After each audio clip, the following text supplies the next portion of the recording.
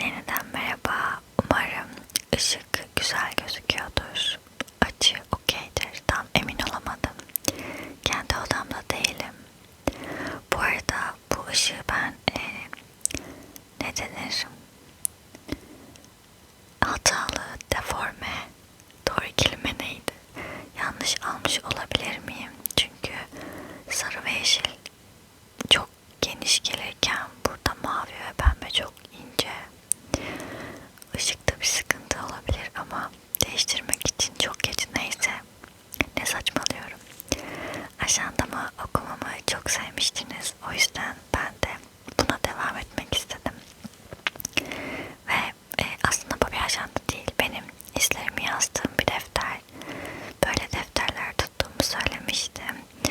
Ajandamdan da okuyabilirdim ama orası daha çok bilgilendirme gibi, işte bugün bunu yaptım tarzında ilerliyor. Bu defter daha iyi olur diye düşündüm. Kitabın ismi Keep Life Simple, yani hayatı basit tut. Tutmadım. Maalesef ki tutmadım. Keşke tutabilseydim ama olmadı. Neyse. Şimdi sizin için içinden seçtiğim kısımları okuyacağım. Geçen gün hepsini şöyle bir okudum, gözden geçirdim. İçinde çok komik anılar olduğunu söyleyemem. O ajanda videosunda komik bir anı anlatmıştım ama burada pek öyle şeyler yok. Bakalım nasıl şeyler var. O zaman başlıyorum. Bu arada okumakta zorlanırsam bilin ki kendi yazımı okumakta güçlük çektiğimden, çünkü benim yazım çok küçüktür. Yani hocalarım falan da hep bu konuda çok şikayetçi olmuştur. Karınca doğası gibi yazıyorum. Bir de hızlı hızlı yazarken defterlerime çok önemsemiyorum. İnşallah okuyabilirim. Şimdi şununla başlayacağız. Ay, ışık da çok kötü. 27 Ocak 2023. Bu ara ilginç bir şey oluyor. Sanki iç sesimden mesaj alıyor gibiyim. Çok yuta yuta konuşuyorum kelimeleri. Niye böyle oldu? Geçenlerde kitap okurken mesela bir anda içimden şu soru belirdi. Neden başka bir yerde olman gerektiğini düşünüyorsun? Birkaç gün üst üste ne yapacağını bilmez bir halde dolunup oradan oraya geçtiğim için oldukça iyi bir yanıt oldu bana. Bir soru cümlesi olmasına rağmen. Evet, o günü hatırlıyorum. Gerçekten çok garipti çünkü daha önce hiç böyle bir şey yaşamamıştım. Ondan sonra da pek yaşamadım zaten. Birden içimden bir soru belirdi. Neden başka bir yerde olman gerektiğini düşünüyorsun? Çünkü o süreçte buna çok kafayı takmıştım. Yani şöyle düşünüyordum, bakın. Hayatta hep karşımıza seçenekler çıkıyor. Hep bir şeyleri seçiyoruz aslında. Mesela şimdi o sokağa mı döneceğim yoksa bu sokağa mı döneceğim? O otobüse mi bineyim yoksa diğerine mi bineyim? Kafanızda bir plan yapıyorsunuz. Aynı yere gitmenizin birçok şey var. Yolu var ama siz bir şekilde onu seçiyorsunuz falan filan. Düşünüyordum ki acaba o otobüse değil de bir diğerine binmem hayatımda gerçekten büyük bir etkiye sahip mi? Yoksa bu günlük hayatın içindeki küçük kararlar aslında büyük resmi çok da etkilemiyor mu? Bunu düşünüyordum. Kafamın içinde bu sorular vardı sürekli. Acaba şimdi yanlış bir adım mı attım? Acaba şimdi yanlış sapaktan mı döndüm falan gibi şeyler yani. Sonra ne fark ettim biliyor musunuz? Kitabı, yani defterimi okurken fark ettim. Aslında buna cevap gelmiş. Sonraki günlerde altını çizmişim. Yani çizdim. Şimdi size onu okuyacağım. Bu 27 Ocak 2023'tü, tamam mı?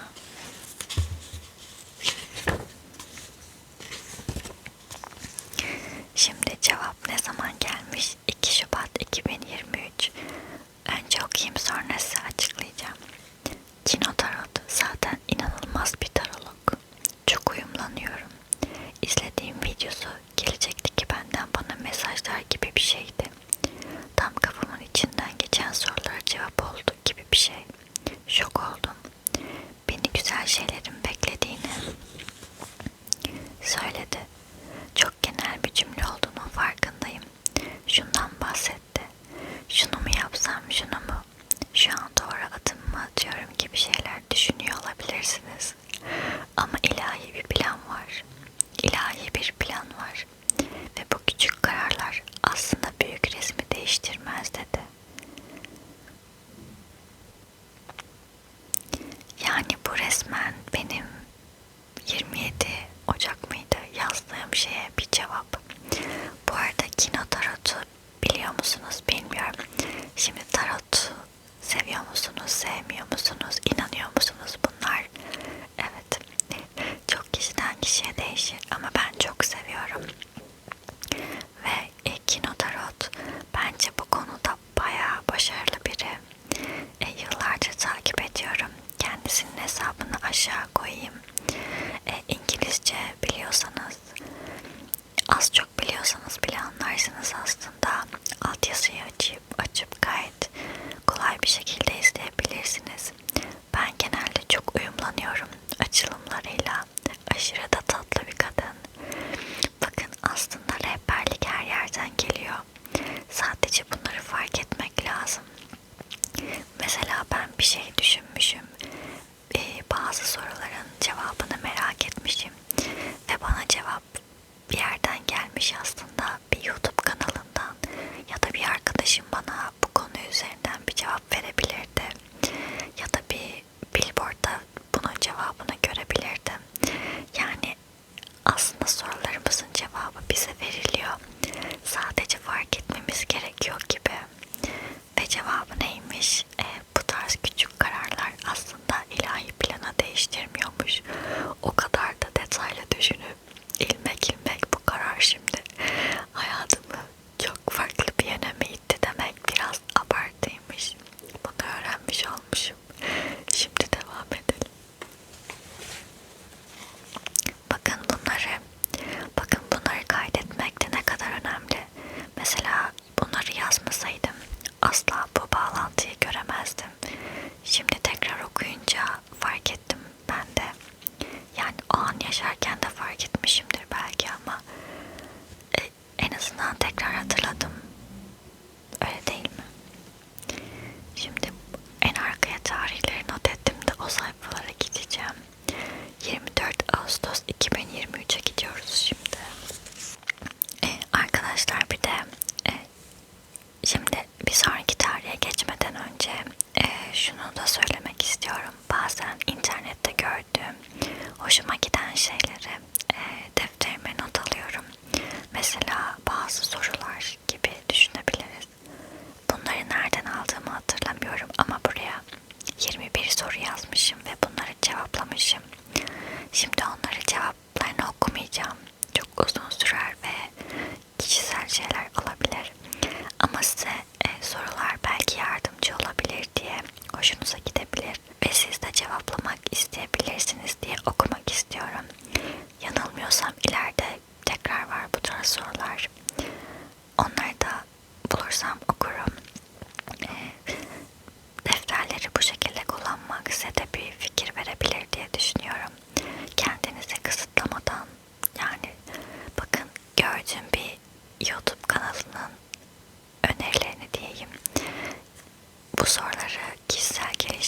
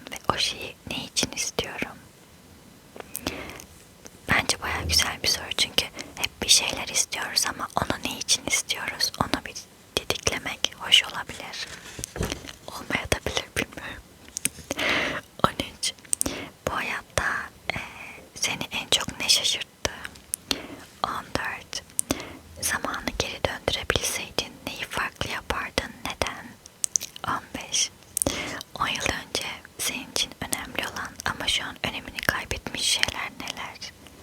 16. En büyük hataların neydi? Ne öğrendin bu hatalarından? 17. Şimdiye kadar yaşadığın en heyecan verici şey nedir? 18. Sabahları kalktığında ilk hissettiğin şey nedir? 19. Boş zamanını nasıl geçiriyorsun? 20. İdeal hayatın tam olarak nasıl olurdu? Çok yuvarlayarak içime konuşuyorum ya, neden? 20. İdeal hayatın tam olarak nasıl olurdu? 21. Torunlarına hayatı anlatırken neler söylemek isterdin?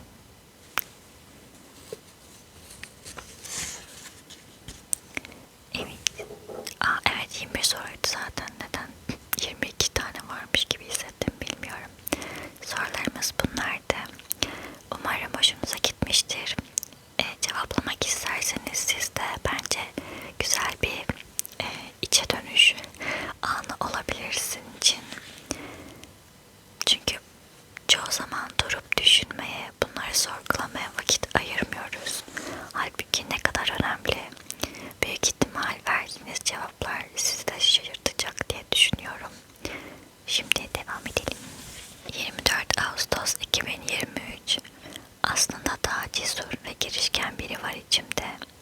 Ama onu ortaya çıkaramıyorum. Potansiyelimi ortaya çıkarmam. Potansiyelimi ortaya çıkaramadım bir türlü. Bundan daha can sıkıcı ne olabilir bilmiyorum. Belki yaşım küçük ve potansiyelimi ortaya çıkarmak için daha zamanım vardır. Ama bu insanın içini kemiren bir şey. Evet, katılıyorum. İnsanın içine oldukça kemiren bir şey. Çünkü bunu hepiniz hissediyorsunuzdur. Hepimizin bu hayata gelmesinin belli bir amacı var bence. Hepimizin kendini ifade ediş şekli çok farklı. Bazılarımız işte ne bileyim öğretmen oluyor, bazıları doktor oluyor, bazıları sanata yatkın oluyor. Sözleriyle, kelimeleriyle kendini ifade ediyor. Her şey olabilir, gülüşüyle ifade ediyor ya da insana dokunuşuyla, kalbine dokunmasıyla ifade ediyor. Şarkılarıyla, çizdiği resimlere aktardığı hislerle ifade ediyor. Yani çok farklı, çok bir sürü şey olabilir aklıma gelmeyen gelen. Ama ben kendi potansiyelimi keşfettiğimi aslında hala pek düşünmüyorum. Tam olarak neden geldim ve ne yapmam gerekiyor emin değilim. Ve bulmayı umuyorum çünkü bunu bulamadan hayatımı geçirirsem çok üzücü olurdu. Burada söylemişim ya biraz bunun için küçük olabilirim keşfetmek için diye ama bilmiyorum artık 24 de değil 25 yaşındayım ve artık bulsam iyi olur gibi geliyor bana. Tabii ki yine de yani kendimi de bu şekilde kısıtlamıyorum. İnsanlar da kendini bu şekilde kısıtlamamalı bence. Hepimiz aynı hızda hayatta ilerlemiyoruz. Bazen kendini ve ne istediğini bulmak daha yavaş gerçekleşebilir. Bunu da biliyorum. Bu gerçeğin de farkındayım. Bakalım hayat neler gösterecek diyelim ve devam edelim. Şimdi aynı günün devamında başka şeyler de yazmışım. Onu okuyacağım. Aslı Eti'nin bir paylaşımı var. Oradaki sorulara cevap vermenin, en azından yanıt aramanın güzel olacağını düşünüyorum. Demişim, sonra bir şeyler devam ediyor. Aslı Eti Instagram'da bir sayfa, yazma pratikleri üzerine harika şeyler paylaşıyor. Mutlaka takip edin, ilginizi çekiyorsa. Ben de oradaki bazı soruları not almışım ve yine kendimce cevap vermişim sanırım. Onları okumayacağım ama sorulara tekrar bir göz atalım istiyorum. Çünkü böyle sorular bence çok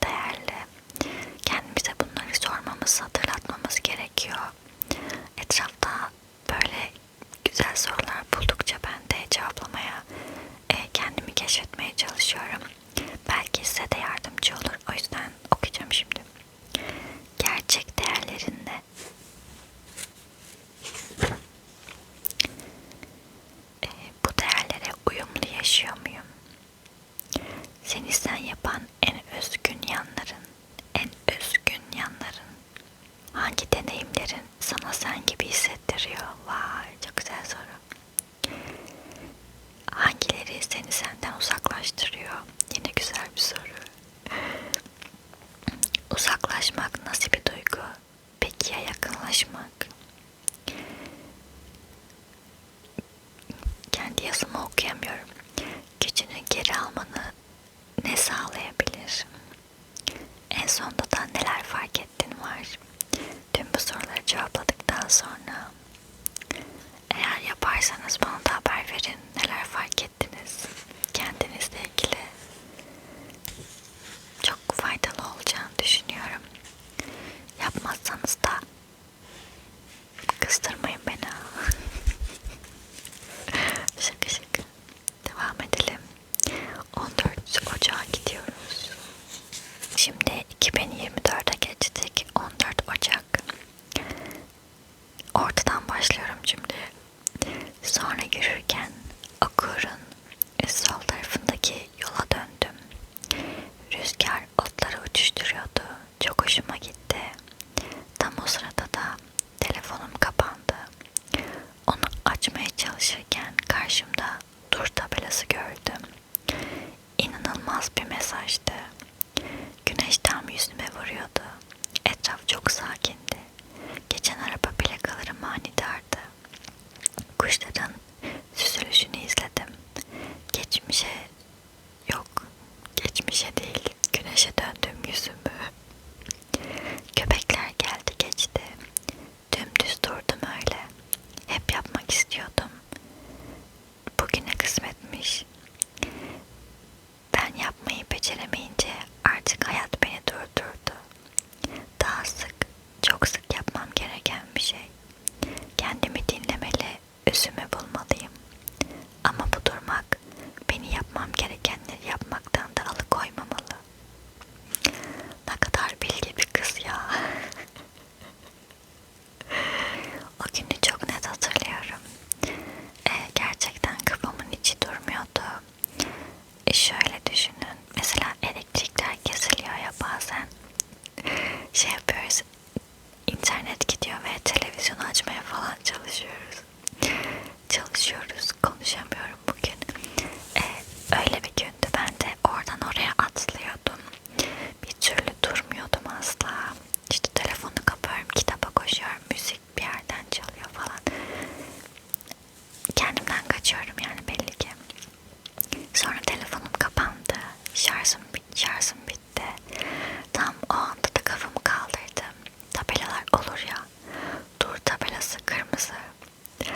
Ve bu bir mesajdı bence. Yani kesinlikle öyleydi. Ben de durdum. Dedim artık kaçamam daha fazla. Bir durayım bakayım neler oluyor. Ve durmak o kadar iyi geldi ki. Arkadaşlar videoyu durdurmak zorunda kaldım. Elimde olmayan nedenlerden ötürü. Şimdi birkaç saat sonra devam ediyorum. En son ne söylüyordum? Evet. O gün gerçekten büyülü bir gündü. Bu arada rujumu da tekrar sürdüm ve güzel süremedim. Bu ruj da çıkmayan rujlardan. Şey yapınca silemedim de. Artık kusura bakmayın olur mu? Gece, daha doğrusu sabah 4:30'da şu an. Devam ediyorum. Ne diyordum? Durmam gerekiyordu ve mesaj gayet yerine ulaştı. Ben de durdum. Bildiğiniz sokakta, kaldırımda öylece durdum. Güneş de bana vuruyordu. Etraf çok sakin, dingindi. Müthiş bir andı. Zaten hep yapmak istediğim bir şeydi benim ama yapamıyordum. Ya çünkü düşünürseniz biraz garip oluyor. Sokakta bir anda duran bir kadın. Saçma algılanabilir ama kimin ne düşündüğünden bana ne, aslında bir yandan da ne yapmak istiyorsan onu yap, öyle değil mi? O anın tadını çıkarmak istemişsem bundan kime ne? Nitekim öyle de yaptım ve harika bir an oldu benim için. Bakın hala hatırlıyorum. Müthiş bir gün olduğunu, bana neler hissettirdiğini hatırlayabiliyorum. O yüzden gayet müteşekkirim böyle bir anıya sahip olduğum için. Siz de bazen içinizden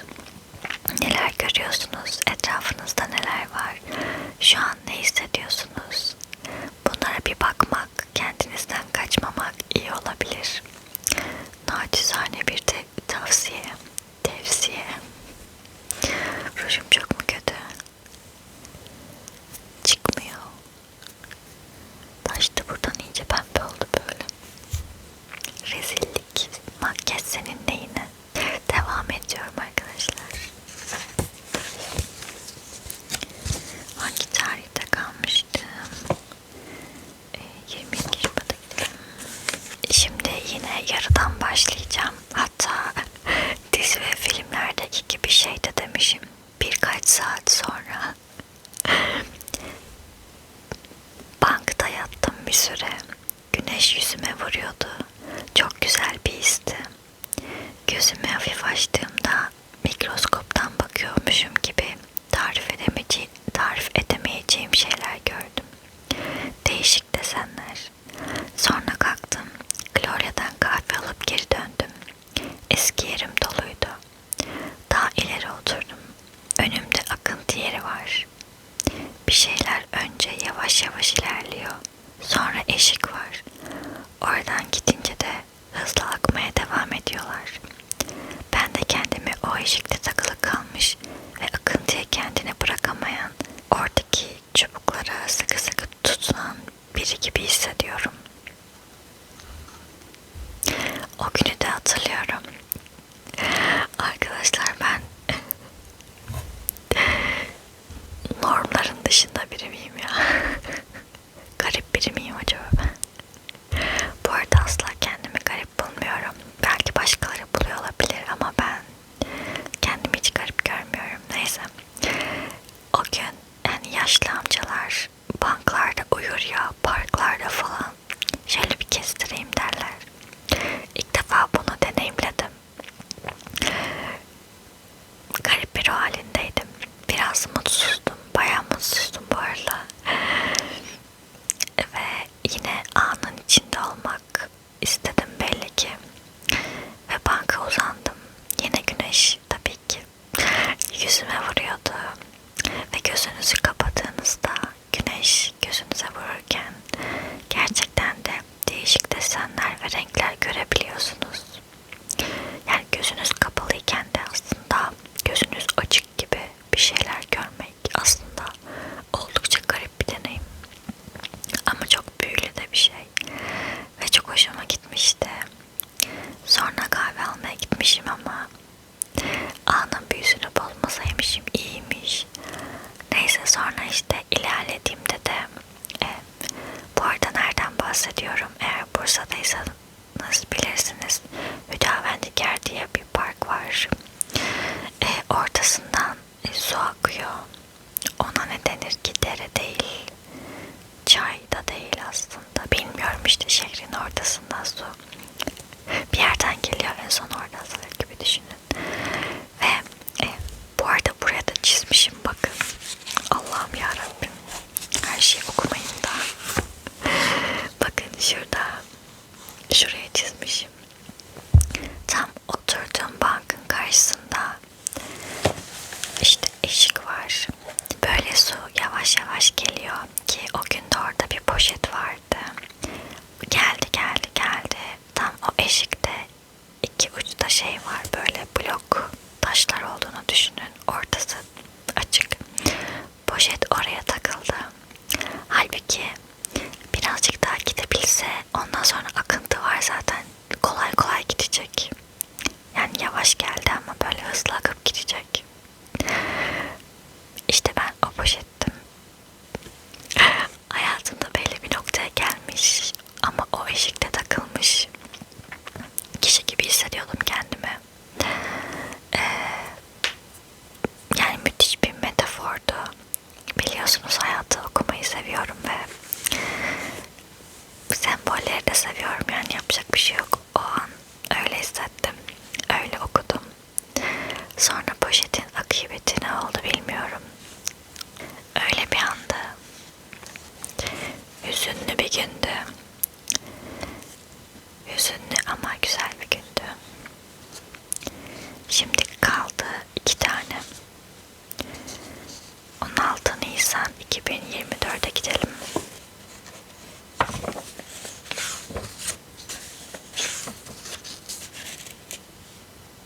Evet, geldik 16 Nisan 2024.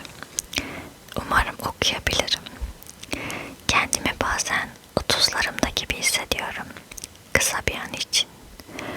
O vücutta o kişi gibiyim. Bunu hissetmeyi seviyorum. Çok kısa sürüyor ama güzel. Büyümek gibi bir derdim yok. Hatta yaşlanmaktan biraz korkuyorum. Ama gelecekteki yaşlı beni seviyorum. Hayat büyüleyici. Gözlerim doluyor. Yaşamayı böyle anlarda çok seviyorum. Ve bu anlar bitmesi bitmesini istiyorum. Şu an tüm dünyayı seviyorum. İnsanlık ne kadar hoş. Bilinçaltım dış dünyaya yansıyor. Onu da görebiliyorum. Bundan sonrası başka bir şeye geçiyor. Boşver onu. Evet, bazen bilmiyorum size de oluyor mu? Kendimi bir anda böyle biraz daha büyümüşüm gibi hissediyorum. Yani mesela 30 yaşındayım. 30 yaşındaki benim içine giriyorum ama hemen çıkıyorum falan gibi. Böyle garip bir his. Bazen de şey oluyor. Eskiden daha çok olurdu. O da çok garip bir his. Mesela bir masada arkadaşlarınla veya ailenle oturduğunu düşün. Tam o anın içinde yaşlı ben, yani 60 yaşındaki ya da işte her neyse, o anı izliyor. Oldukça ilginç yani. Hem oradayım, hem o an çoktan bitmiş de geçmişten o anı izliyor gibiyim. Zaman zaten çok garip bir şey. Her şey çok iç içe bence. Ve bu anlarda sanırım yaşamayı çok sevmişim. Hayatı her zaman büyüleyici buluyorum bu arada. Yani iyi günde de kötü günde de hayat gerçekten büyüleyici bir şey. Sadece bazen bu gerçeği unutmak kolay olabiliyor. Halbuki unutmamalı diyerek sonrakine geçeyim. Bu arada sonraki benim Instagram hesabımda videosu var. Önce buraya yazmıştım. Daha sonra bu yazdıklarımı videoya çevirdim. Bu benim bilinç akışı, bir bankta otururken aklıma gelen şeyler. Zaten videoda da orada yazıyorum. Önce kendimi yazarken çekmiş, sonra ses kaydı eklemiştim. Bazı yerlerini kırptığımı hatırlıyorum sanki. Yani bir iki cümle falan. Şimdi de aynısı gibi okuyabilecek miyim bakalım.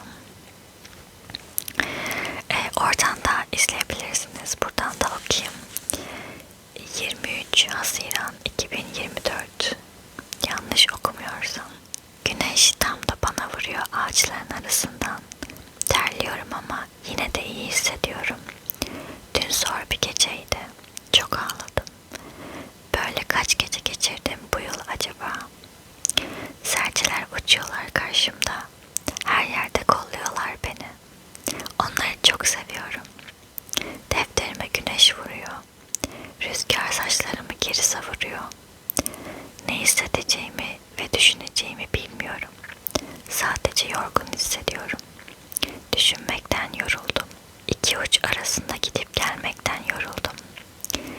Uykusuz geceler, kızgınlıklar, kırgınlıklar, sevmeler, affetmeler. Garip bir süreçti. Öğretisini alabildim mi peki?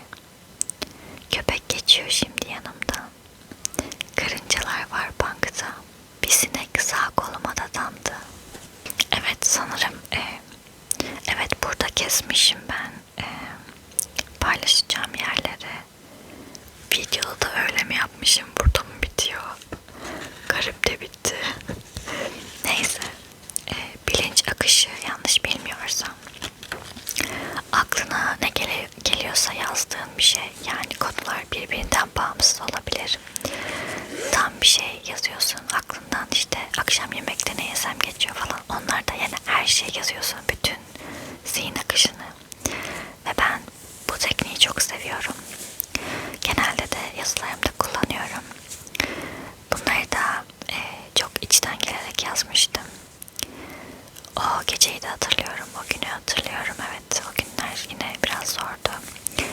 Bazen oluyor böyle, yapacak bir şey yok. Bugün de gerçi döndü ama dolunay vardı. Ben dolunaylarda biraz daha zorlanıyorum. Bilmiyorum,